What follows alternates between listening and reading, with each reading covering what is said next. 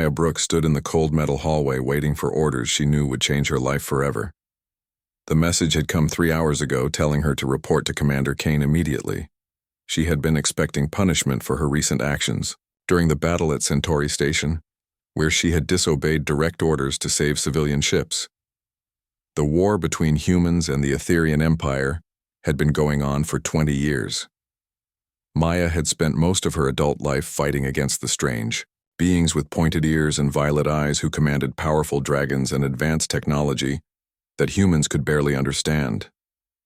The ceasefire had been announced only 2 weeks ago, but nobody trusted it to last. Commander Kane was a large man, with gray hair and tired eyes who had seen too much war. He looked at Maya with something between disappointment and respect. She had saved 300 civilians at Centauri Station, but had also let an entire Etherian fleet escape because of her choice. Lieutenant Brooks, the commander, said in his rough voice, "You have been selected for a special assignment. You will serve as personal guard to Princess Lyrelai of the Etherian Empire." Maya felt her heart stop. The Etherians were the enemy. She had been fighting them for 8 years and had lost many friends to their dragon riders and energy weapons. Now they wanted her to protect one of their royalty.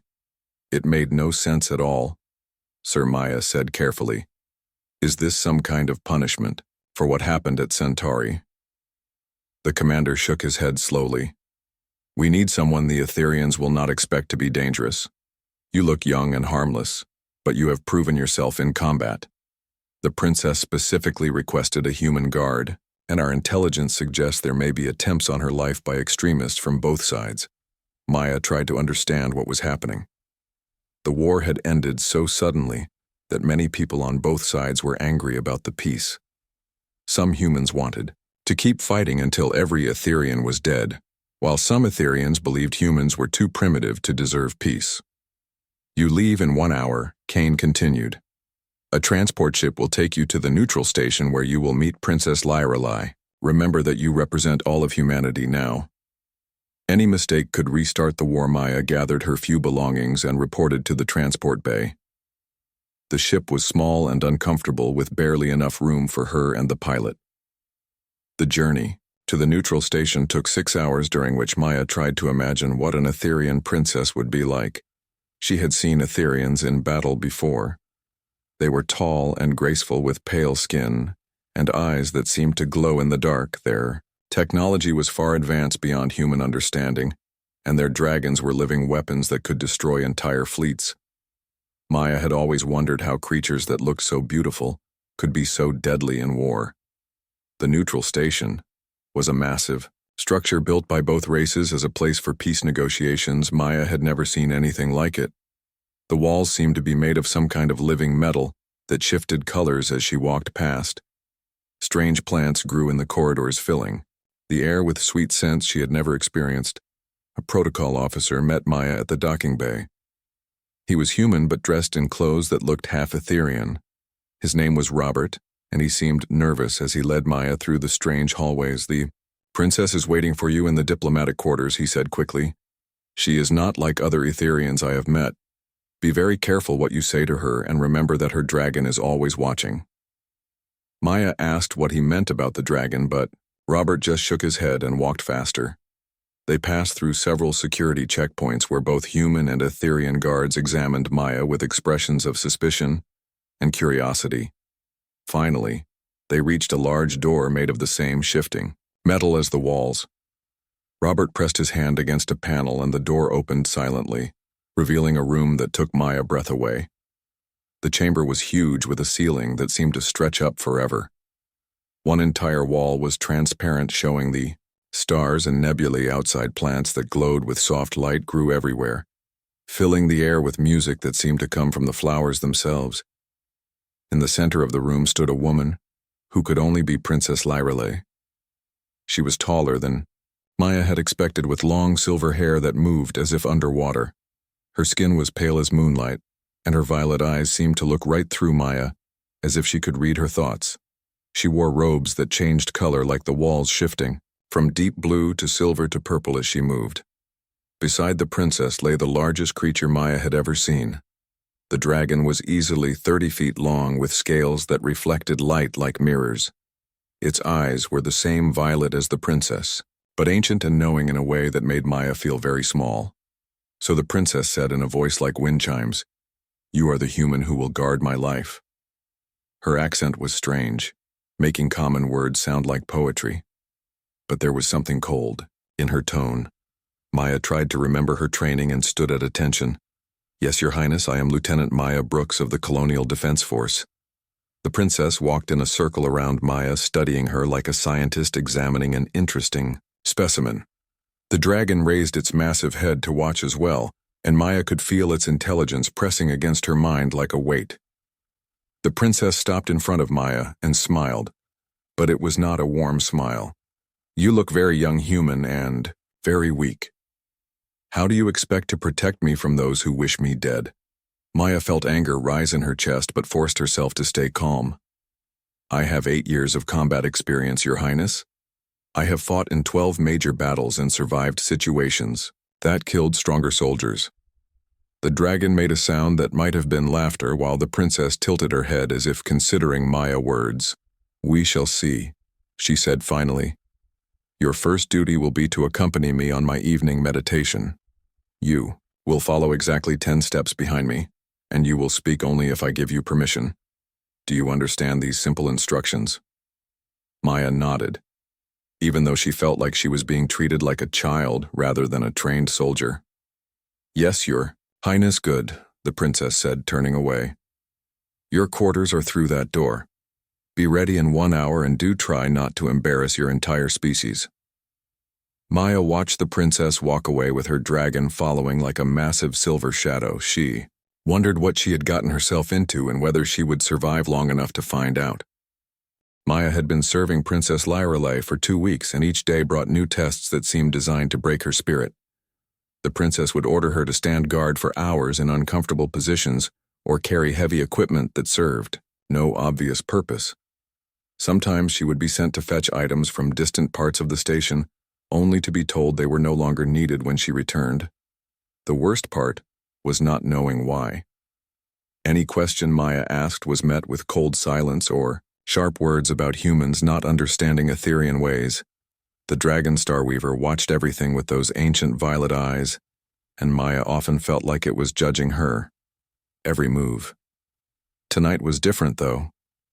The princess had ordered Maya to prepare for something called evening meditation, which apparently involved leaving the station entirely. Maya had expected to go to one of the meditation chambers she had seen other Etherians use, but instead the princess led her to a private docking bay. Starweaver was waiting there in full flight configuration with a riding harness that looked like it was made from starlight itself. The dragon was even more massive up close, and Maya could feel heat radiating from its silver scales. "You will ride behind me," the princess said, as if this was the most normal thing in the world. "Do not speak during flight and do not touch anything unless I tell you to." Maya had never ridden a dragon before. Few humans had, and lived to tell about it. The war dragons had been instruments of destruction that could tear apart battleships with their claws and breath weapons. Maya climbed onto Starweaver back, trying not to think about how high they would be flying. The dragon launched from the station. With a power that pressed Maya deep into the riding harness, stars wheeled around them. As Starweaver flew through space without any visible means of propulsion, Maya had read reports about dragonflight, but experiencing it was completely different. The creature seemed to move by will alone, bending space around itself. They flew for what felt like hours, passing through nebulae that painted Starweaver scales in brilliant colors. The princess sat perfectly still ahead of Maya, guiding the dragon. With subtle gestures, Maya had never seen anything so beautiful or terrifying as the vast emptiness of space rushing past them. Finally, Starweaver began to slow, and Maya saw their destination ahead. It was the wreckage of a battle that had taken place months ago during some of the worst fighting of the war. Broken ships from both sides drifted in the darkness like metal ghosts. Some were human vessels that Maya recognized. Others were the elegant curved shapes of Etherian warships. The dragon landed on the hull of a destroyed human cruiser, and the princess dismounted with fluid grace. Maya followed more clumsily still, trying to understand what they were doing here. The princess walked among the wreckage in silence, touching pieces of metal and debris with her pale hands. Maya watched in confusion as the princess began to gather items from both human and Etherian ships. A piece of hull plating from a human destroyer, a crystal fragment from an Etherian energy weapon, a helmet that had belonged to some unknown soldier. The princess treated each item with the same careful respect as if they were precious treasures. Then something unexpected happened. The princess stopped beside the torn section of a human medical bay and began to cry. Maya had never seen an Etherian show emotion before. During the war, they had seemed cold and perfect like living statues, but now Princess Lyrelai was weeping over the bodies of human soldiers who had died fighting her people. Maya wanted to ask what was happening but remembered the orders about not speaking. The princess moved through the wreckage like she was visiting graves, placing small glowing stones beside the bodies of both human and Etherian casualties. Maya realized these were some kind of memorial markers. They spent 3 hours among the dead ships while the princess performed what seemed to be funeral rites for soldiers from both sides. Maya began to understand that this was not the first time the princess had done this. The way she moved through the wreckage suggested she had been here many times before. When they finally returned to the station, Maya was full of questions, but the princess immediately dismissed her with sharp words about humans not understanding sacred duties. Maya went to her quarters confused and troubled by what she had seen. The next morning brought a new shock. Maya was eating breakfast in the human section of the station when another guard approached her. His name was Lieutenant Carter, and he looked worried. "Brooks," he said quietly, sitting down across from her. "You need to be careful." Maya looked up from her food. "What do you mean?" Carter glanced around to make sure no one was listening. "I heard about your assignment with the princess. You are not the first human to guard her." Maya felt cold suddenly. "What happened to the others?" "Nobody knows for sure," Carter said. "But 3 human guards have been assigned to the princess over the past year. All of them disappeared. After a few months, official reports say they requested transfers, but their families never heard from them again." Maya tried to process this information. Why would the princess need new guards so often? Carter shook his head. "I do not know, but there are rumors. Some say the guards learned something they were not supposed to know. Others think the princess is involved in something dangerous that got them killed." Maya spent the rest of the day thinking about Carter's words. That evening, the princess again ordered her to prepare for meditation flight. This time they visited a different battlefield where more recent fighting had taken place. The wreckage was still warm from energy weapons, and some of the bodies had not yet frozen in the cold of space. Again, the princess performed her strange ritual, moving among the dead with tears in her violet eyes. Maya noticed that Starweaver also seemed affected by the destruction. The great dragon would lower its head near the bodies as if paying respects. On the flight back to the station, Maya made a decision that could have gotten her killed. She broke the rule about not speaking. "Your Highness," she said over the wind of their passage, "why do you visit these places?" The princess turned in the saddle, and for a moment Maya thought she might be thrown off the dragon and left to die in space. But instead of anger, she saw something like surprise in those violet eyes. "You dare to question me?" "Human." Maya took a breath. "I have seen you weep for human soldiers. Your Highness, I have watched you honor our dead the same as your own people. I do not understand why." The princess stared at Maya for a long moment while Starweaver continued flying through the star field. Then she turned back around, without answering. But Maya noticed something different in the princess' posture. She no longer sat like a statue.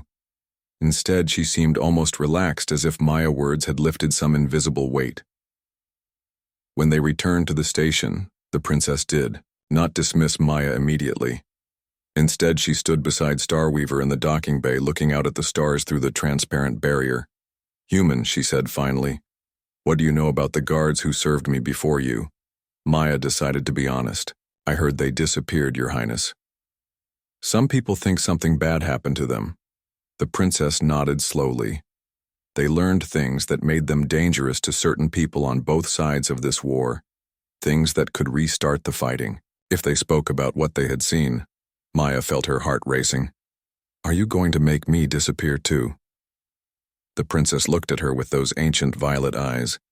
That depends human on whether you are brave enough to learn the truth about why this war really started and why some people will kill to make sure it never ends. Maya barely slept that night. The princess words echoed in her mind and she kept thinking about the missing guards. She had come here expecting to serve as a simple bodyguard, but now she was being offered knowledge that apparently got people killed, or worse. The next morning brought no answers. The princess acted as if their conversation had never happened, ordering Maya to perform meaningless tasks like organizing supply containers and standing guard over empty rooms. Maya wondered if she had imagined the whole thing, but that night her dreams were different. Instead of the usual nightmares about war, Maya found herself flying through space on Starweaver back. She could feel the dragon thoughts in her mind, ancient and vast, like looking into the heart of a star. The dragon showed her images that made no sense. Massive weapons floating in the darkness between stars and fleets of ships that looked like nothing she had ever seen. Maya woke up, gasping, and realized that Starweaver had somehow entered her dreams. The dragon was communicating with her directly, bypassing the princess entirely. Over the following nights, the dreams continued, each time showing Maya more of the hidden truth. Starweaver was not just a dragon, Maya learned. It was something far older and more powerful than she had ever imagined. The creature belonged to a race that had existed long before either humans or Etherians had developed spaceflight. They were living weapons capable of destroying entire solar systems, but they were also beings of incredible wisdom and compassion. The Etherians had formed bonds with the last surviving members of this ancient race thousands of years ago. But the dragons chose their riders carefully, looking for individuals who could resist the temptation to use their terrible power for conquest. Most Etherians who tried to bond with dragons were found unworthy, and the creatures would simply leave. Princess Lyrelei was different. Though Starweaver had chosen her, not because she was strong or ambitious, but because she was pure of heart. The dragon had sensed in her a deep love for all living things that made her trustworthy. With the power to destroy worlds, Maya began to understand why the previous guards had disappeared. They had learned about Starweaver's true nature, and the princess had been forced to have their memories erased to protect the secret. The alternative was to let them be killed by extremists who would use any excuse to restart the war. One evening, after another flight to a battlefield, the princess finally spoke directly about what Maya was learning. "You have been having dreams," she said as they stood in the docking bay watching Starweaver groom its silver scales. Maya nodded, not trusting. Her voice, "The dragon has chosen to share its thoughts with you." The princess continued, "This is very rare. Starweaver has never done this with any of the previous guards. Why is it happening now?" Maya asked. The princess was quiet for a long moment. "Because events are moving that will require both of our peoples to make difficult choices. There are forces on both sides that want to restart the war, but with weapons that could destroy everything." Maya felt cold. "What kind of weapons?" The princess gestured. "To Starweaver, dragons like my companion are not the only ancient weapons that survived from the old wars. There are others hidden in secret bases, things that make nuclear weapons look like toys. Some humans have found them and some Etherians have." As well, Maya tried to understand the implications. If both sides have these weapons, then the next war will be the last war. The princess finished. There will be nothing left of either civilization. They stood in silence while Maya processed this information. Finally, she found the courage to ask the question that had been troubling her most. "Why are you telling me this? Why not just erase my memory like the others?" The princess looked at Maya with those violet eyes that seemed to see into her soul. "Because I believe you are different from the others, Maya Brooks. I have tested you in every way I could think of, and you have shown courage, compassion, and honor even when you thought no one was watching." Maya remembered all the seemingly pointless tasks and humiliating orders. The princess had been studying her character, looking for weaknesses or signs of corruption. Also, the princess continued with something that might have been a smile. "I find that I do not want to send you away." Maya felt her heart skip a beat. There was something in the princess' voice that she had never heard before, a warmth that made her pulse race. "What happens now?" Maya asked. Now the princess said we work together to prevent the war from starting again. There are conspiracies, forming on both sides extremists who believe that peace is weakness. They are planning attacks that will make it impossible for moderate voices to be heard. Maya thought about her training and her years of fighting. Do you want me to help you fight? Then the princess shook her head. Violence is not the answer. More fighting will only prove the extremists right. We need to expose their plans and show both peoples that there is another way. Over the following days, the princess began to share intelligence that she had been gathering. The extremist groups were more organized than Maya had realized. They had infiltrated both human and Etherian governments and were working together, despite claiming to hate each other. The most shocking revelation was that some of the worst battles of the recent war had been orchestrated by the extremists. Ships had been sabotaged, supplies had been diverted, and peace negotiations had been undermined, all to keep the fighting going. Maya learned that the princess had been investigating this conspiracy for years, using her position and her dragon abilities to gather evidence, but she could not act alone. Any move she made would be seen as Etherian interference in human affairs. That is why I need you, the princess explained as they sat in her chambers sharing a meal of strange but delicious Etherian food. You are human, and you have credibility with your military leaders. They will listen to you in ways they would never listen to. Maya looked across the table at this remarkable woman who had been fighting a secret war to save both their species. The cold, distant princess she had first met was gone, replaced by someone passionate and determined, but also vulnerable. I will help you, Maya said. But there is something I need to know. The princess waited. Why did the previous guards really disappear? The princess was quiet for a long moment, then sighed. They learned what you have learned, but they could not handle the responsibility.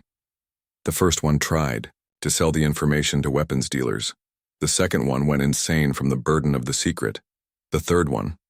The princess paused and Maya saw pain in her eyes.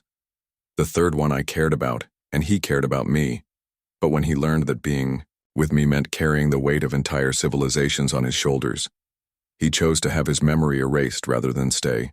Maya felt a rush of understanding. The princess had not just been testing her loyalty and character. She had been protecting her heart as well. I am not going anywhere, Maya said firmly. The princess looked at her with hope and fear warring in her violet eyes. Even knowing that staying with me means living with secrets that could get you killed, Maya reached across the table and took the princess' pale hand in her own. Even knowing that, for the first time since Maya had met her, Princess Lyrelei smiled a real smile that lit up her entire face. Starweaver made a sound that might have been approval, and Maya realized that she had just committed herself to the most dangerous mission of her life. But she had also never felt more certain that she was exactly where she belonged. The final week arrived faster than Maya had hoped. The extremist forces were mobilizing for their coordinated attacks that would destroy both Earth primary colony and the Etherian homeworld. Within hours, billions of people would die and two civilizations would blame each other for the destruction. The resulting war would consume everything. Maya and Princess Lyrelei worked frantically with their network of allies trying to warn both governments, but the conspiracy had planted false evidence that made their warnings look like enemy propaganda. The moderate leaders who might have listened were being systematically removed from power by political maneuvering and staged accidents. Time was running out, and the only option left was for the princess to use Starweaver full power to destroy the hidden fleet of extremist ships before they could launch their attacks. But doing so would kill her, leaving Maya alone, and the dragon without its bonded rider. They stood together in Starweaver chamber, aboard their ship, watching the displays that showed enemy forces moving into position. The dragon lay coiled around them, both its ancient eyes reflecting the starlight streaming through the transparent walls. There has to be another way, Maya said, for the 100th time. We just need more time to think. Princess Lyrelei touched Maya's face gently. My darling, we have tried everything. The attacks begin in 3 hours. If we do not act now, there will be no one left to save Maya. Felt tears burning her eyes. But before she could respond, alarms began blaring throughout their ship. Enemy vessels had found them and were closing fast, The extremists had decided to eliminate the threat they represented before beginning their main attacks. Maya ran to the weapons console while the princess linked minds with Starweaver to prepare for combat. But as their ship shook under enemy fire, Maya realized something that changed everything. She turned to face the woman she loved with the expression of sudden understanding. Lyrelay, she said, "I need to tell you something about why I was really assigned to guard you." The princess looked at her in surprise while explosions rocked their ship around them. "My assignment was never random." Maya continued speaking, quickly as enemy fire intensified. "I am not just a simple guard. I work for a joint intelligence unit that has been investigating the conspiracy for months. The moderate leaders on both sides have been planning for this." The princess stared at her as the implications sank in. "You mean?" Maya nodded. "Your request for a human guard was granted because certain people wanted someone close to you who could gather intelligence and assess whether you could be trusted as an ally. My initial mission was to determine if you were part of the conspiracy or someone who could help stop it." For a moment the princess looked hurt and betrayed, but then understanding dawned in her violet eyes. "So our love is completely real," Maya said firmly. "Everything between us is real, but my being here was not an accident. The people I work for suspected what the extremists were planning, and they needed to know if you could be an ally." The princess smiled, even as their ship shuddered under another attack barrage. "Then perhaps there is hope after all." Maya activated the emergency beacon she had been carrying all along. Within minutes, the space around them filled with ships from both human and Etherian moderate forces, who had been waiting for this moment. The extremist vessels found themselves outnumbered and outgunned, but the victory was temporary. The main extremist fleets were still moving toward their targets, and there was no way to stop them in time without using Starweaver planet-killing power. The princess prepared to make her sacrifice, but Maya grabbed her hands. "Wait," she said. "I think Starweaver has been trying to show us something else all along." The dragon lifted its great head, and Maya felt its ancient mind touching hers. The images that flowed were different from before, showing not destruction but connection. Starweaver was not just a weapon. It was also a bridge between minds and hearts. "What if," Maya said excitedly, "instead of using the dragon power to destroy the extremist fleets, we use it to connect everyone? The extremists can only succeed because people fear and hate what they do not understand." The princess' eyes widened as she grasped what Maya was suggesting. "If we could make everyone experience what we have experienced, seeing through each other's eyes, understanding each other's hearts." "Exactly," Maya said. "The dragon has the power to create a psychic link between all thinking beings in both empires. Force them to feel each other, pain and joy and dreams. It would not kill you because you would not be destroying but creating." Princess Lyrelay looked at Starweaver, who made a sound of agreement. The ancient dragon had been waiting for them to understand this possibility. It would be dangerous and exhausting, but it would not require the princess to sacrifice her life. Together they reached out with their minds, joining with Starweaver consciousness. The dragon power flowed through them like liquid starlight, spreading outward to touch every human and Etherian in both empires. Suddenly every person could feel what their supposed enemies felt, could see through their eyes and understand their hopes and fears. The extremist leaders tried to continue with their attacks, but their own soldiers refused to obey. Human fighters found themselves experiencing Etherian love for their children, while Etherian warriors felt human grief for fallen friends.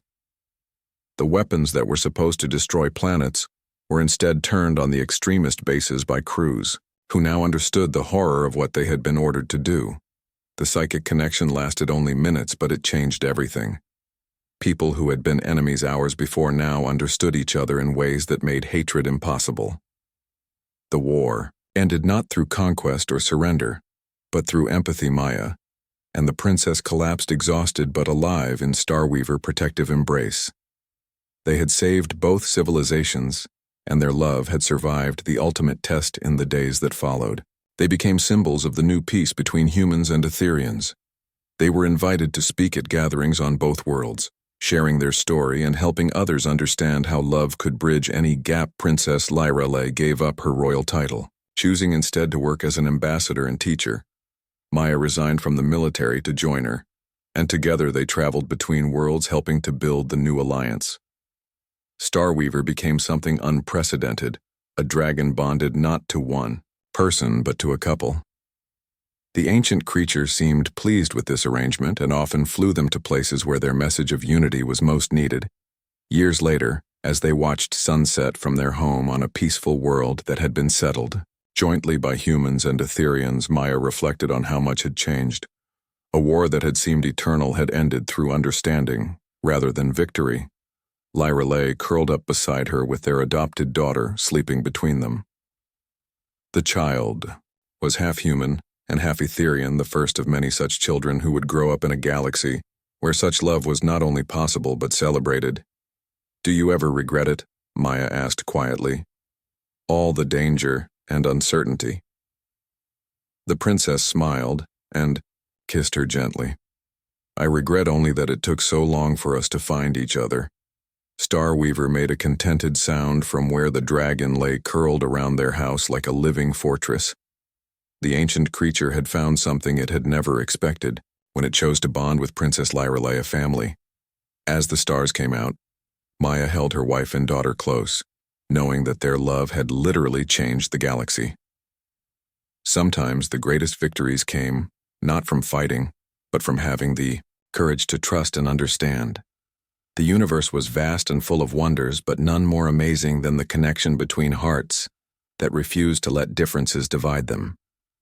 Their story became legend among both peoples, proof that love really could conquer all when it was backed by courage, wisdom, and a dragon who believed in the power of connection over conquest. Maya Brooks and Princess Lyra had saved 2 civilizations, but more importantly, they had found in each other something worth saving the galaxy for. The weeks that followed changed everything between Maya and Princess Lyra. They worked together, gathering evidence of the conspiracy that threatened both their worlds, and with each shared danger their bond grew stronger. The princess was no longer cold and distant. Instead, she showed Maya a warmth and humor that few had ever seen. They spent their days analyzing intercepted communications and their nights flying on Starweaver to secret meetings with moderate leaders from both sides. Maya learned that the princess had been building a network of humans and Etherians who wanted lasting peace, but who were afraid to speak openly against the extremists. The evidence they gathered was terrifying. The extremist groups had access to weapons from the ancient wars, including planet killers that could destroy entire worlds in minutes. They were planning to stage false attacks that would make each side blame the other and restart the fighting with weapons that could end both civilizations. Maya also discovered that her own assignment as the Princess Guard had been part of the conspiracy. Human extremists had recommended her, hoping she would either kill the princess or be killed trying. The fact that she and the princess had instead become allies was something the conspirators had not expected. During one of their intelligence-gathering missions, Maya and the princess were forced to hide in the ruins of an abandoned research station while extremist forces searched for them. They spent 12 hours pressed together in a small maintenance tunnel, listening to the sounds of boots and weapons above them.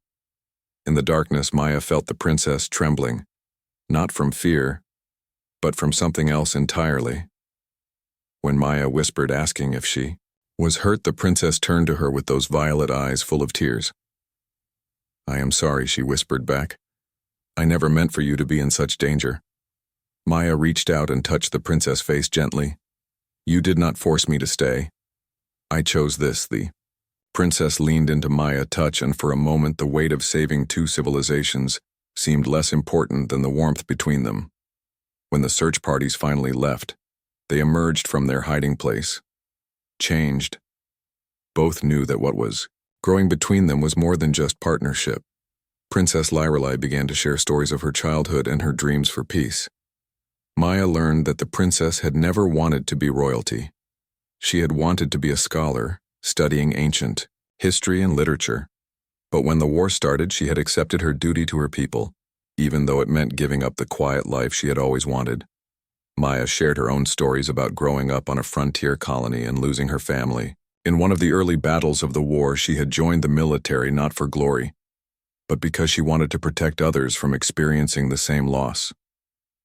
The princess listened with understanding that made Maya feel truly seen for the first time. In years, their relationship deepened during a dangerous mission to infiltrate an extremist meeting.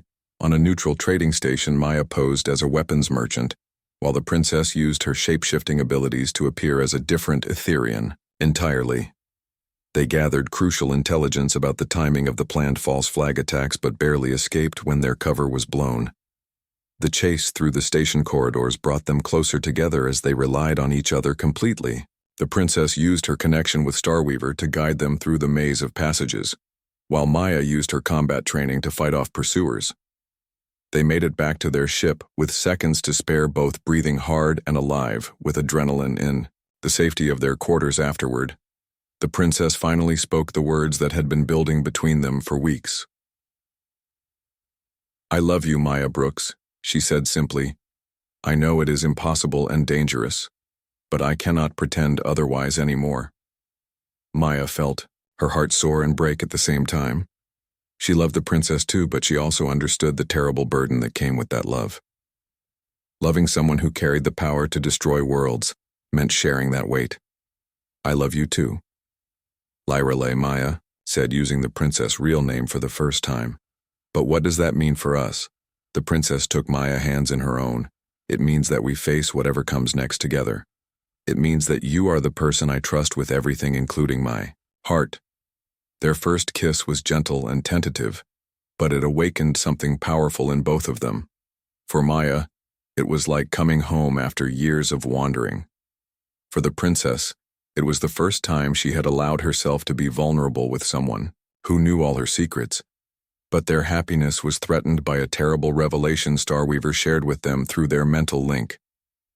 The dragon showed them images of what would happen if the princess ever used its full power to stop the extremist weapons. The energy required would burn out her life force, leaving Maya alone, and the dragon without its chosen rider. Maya understood now why the previous guard had chosen to have his memory erased.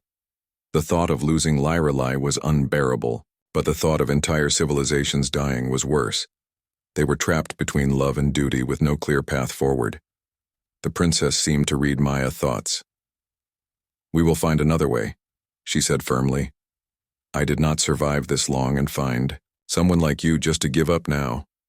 Their investigation continued with new urgency. The planned attacks were only weeks away, and they still needed more evidence to convince the moderate leaders on both sides to act. The conspiracy reached high, into both governments, making it dangerous to trust anyone. During a particularly risky mission to steal data from a human extremist base, Maya was captured. The princess had to choose between maintaining their cover and saving the woman she loved. Without hesitation, she revealed herself, using Starweaver power to rescue Maya from what would have been certain execution. The rescue was successful, but it exposed them to their enemies. Both human and Etherean extremists now knew that the princess was actively working against them, and that she had a human ally they could use as leverage. Maya realized that her presence was making the princess more vulnerable, not safer. That night, as they treated Maya's injuries from her capture, she tried to convince the princess to send her away for both their safety. "You would be safer without me," Maya said, wincing as the princess bandaged her wounds. The princess stopped what she was doing and looked at Maya with fierce determination. "I have spent my entire life alone, carrying burdens that no one else could understand. You are the first person who has ever truly shared that weight with me. I will not lose you." Now Maya saw the resolve in those violet eyes and knew that arguing would be useless. Instead, she pulled the princess close and held her tight, trying to memorize the feeling of safety and love in a universe that seemed determined to tear them apart. They had found each other in the midst of conspiracy and war. But Maya wondered if their love would be strong enough to survive what was coming. The attacks were scheduled to begin in less than 2 weeks, and they still had not found a way to stop them that would not cost the princess her life. But as she held Lyrelei in her arms, watching Starweaver silver scales shimmer in the starlight, Maya made a silent promise she would find a way to save both their peoples and keep the woman she loved safe, even if it meant sacrificing everything else. The dragon seemed to sense her thoughts and made a low sound that might have been approval. Maya had the strange feeling that Starweaver was not just a weapon or a companion, but an active participant in their love story, with plans of its own. Tomorrow they would continue their desperate race against time, but tonight, Maya allowed herself to believe that love could be stronger than the forces trying to destroy them.